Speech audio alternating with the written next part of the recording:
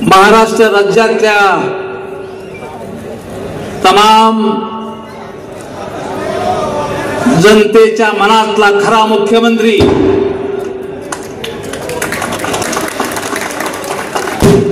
माननीय एकनाथजी शिंदे साहेब, ज्यांच्या कृपेने केंद्रामध्ये मंत्रीपद भोगतात ते माननीय प्रतापरावजी जाधव साहेब, विधिमंडळातील माझे सहकारी, ज्या वेळेस मी तुमच्या सोबत पक्षामध्ये प्रवेश केला त्यावेळेस तुम्हाला काही लोक म्हणत होते अर्जुन खोतकर सोबत उद्धव सेनेचा एकही पदाधिकारी आलेला नाही. तुम्हाला कोण बोललं याची मला माहिती आहे, ते नाव मी आता तुम्हाला सांगणार नाही, पण एकदा व्यासपीठावरती नजर फिरवा. आज संपूर्ण उभाटा इथं साफ झालेली आहे.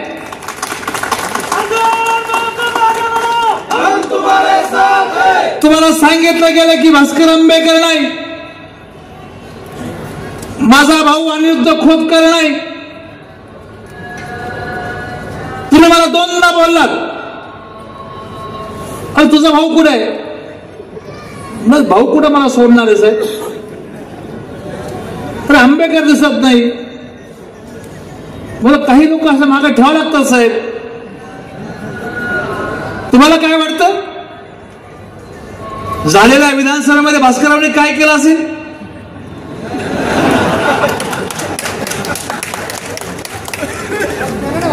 साहेब, आमचं पक्षाचं नातं नाही, हे आमचं पारिवारिक नातं आहे. हो, आता हे बिन फुटलं बोलला मी की साहेबांनी फोन केला होता. साहेब, या नात्याच्या पलीकडं, पक्षाच्या नात्याच्या पलीकडं एक नातं जपण्याचा प्रयत्न मी केलेला. सर, आपल्या घराण्यामध्ये मुलीची सुपारी फोडायची असेल तर मुलीचा मामा सुपारी फोडतो, तर माझ्या मुलीची सुपारी भास्करराव आंबेडकरच्या हाताने आम्ही फोडली. हे नातं गेले 50 वर्ष जपण्याचा प्रयत्न मी या ठिकाणी केला. मला आपल्याला सांगितलं पाहिजे. मला तुमची विधानसभेच्या अगोदरची बैठक आठवती, सभा आठवती. तुम्ही या सभेला, त्या ग्राउंडला शब्द दिला होता की जालन्याच्या विकासासाठी मी हजारो कोटी देईन. तुम्ही तो शब्द पूर्ण केला माननीय मुख्यमंत्री महोदय.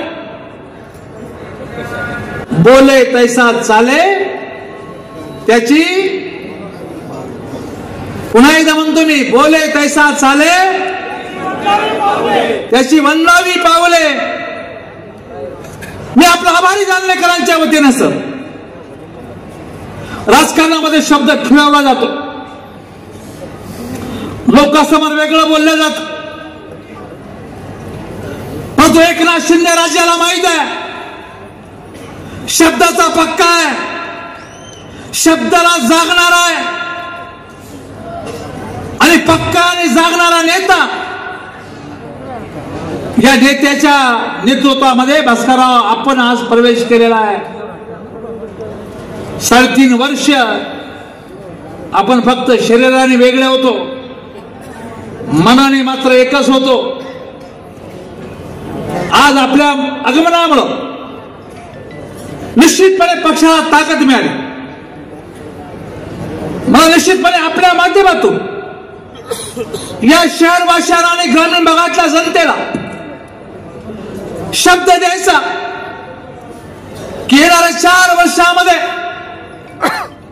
या शहराचा संपूर्ण चेहरा माननीय शिंदे साहेबांच्या नेतृत्वामध्ये बदलून टाकल्याशिवाय मी आणि आंबेडकर स्वस्त बसणार नाही, हा शब्द तुम्हाला मी या ठिकाणी देतो.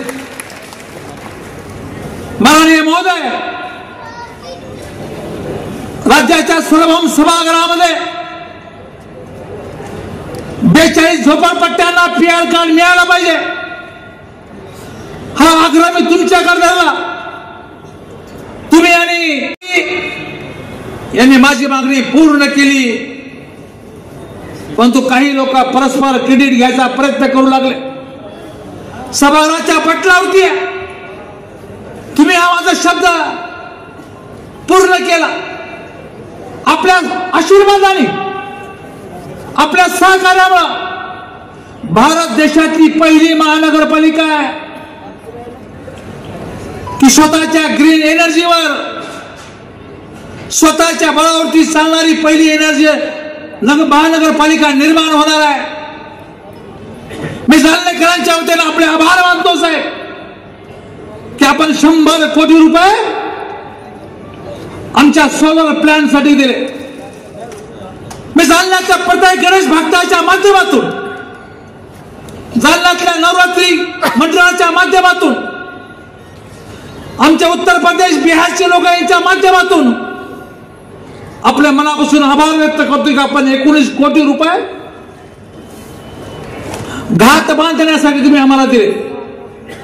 त्याचं लोकार्पण आपण आता करणार आहोत. आपण मला 15,000 घरकुल दिले. पहिल्या टप्प्यामध्ये 15,000 घरकुल. जर जालन्याच्या इतिहासामध्ये एवढे घरकुल जर मंजूर कधी झाले असतील तर अर्जुन खोतकर राजीनामा देऊन टाकील. माननीय एकनाथ शिंदे साहेबांनी नजर माझ्यावर टाकली. मी त्यांना सांगितलं, साहेब माझ्या भागात घरकुल फार कमी आहेत. माननीय शिंदे साहेबांनी स्वतःच्या वाट्याचे, स्वतःच्या अधिकारामधले 15,000 घरकुल अर्जुन खोतकरला पर्यायाने तुम्हाला या ठिकाणी दिलेले आहे. साहेब अजून 11,000 घरकुलाची यादी माझ्या आपल्या समोर आहे आणि तुम्ही मला शब्द दिलेला आहे, ते मान्यतेच्या प्रतीक्षेमध्ये आहे. मी या सभेला सांगू इच्छितो ते 11,000 घरकुल सुद्धा अलीकडच्या कालखंडामध्ये या ठिकाणी मंजूर होणार आहे. निवडून आल्यानंतर मी पहिल्या दिवसापासून कामाला लागलो. मी आपल्या लक्षात आणून दिलं साहेब की जालन्यामध्ये 15 दिवसाला 10 दिवसाला पाणी मिळतं. पहिला प्रश्न मी तुमच्या कानावर टाकला. तुम्ही बारकाईने लक्ष घातलं, पाणी मिळण्याला उशीर का लागतो, तर आमच्याकडे फिल्टर बेडच नव्हतं. पाणी पुरवठा करणारा फिल्टर बेड नव्हता. माननीय शिंदे साहेबांनी सचिवाला बोलवलं, प्रस्ताव पाठवला आणि 35 MLDचं फिल्टर बेड एका दिवसामध्ये मंजूर करून दिला. आज फिल्टर बेडचं काम 90% झालेलं आहे.